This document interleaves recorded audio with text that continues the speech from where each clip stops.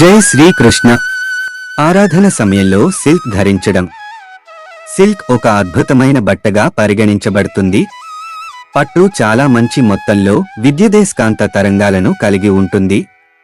అదే సమయంలో పట్టుగుడ్డ మరియు మానవ శరీరానికి మధ్య ఘర్షణ కారణంగా స్థిర విద్యుత్ ప్రవాహం ఏర్పడుతుంది.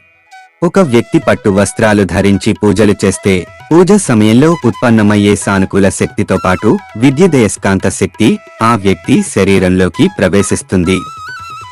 పట్టు యొక్క మంచి శక్తిని మోసుకెళ్లే సామర్థ్యం కారణంగా ఆరాధకుడికి మరింత సానుకూల శక్తి అందించబడుతుంది.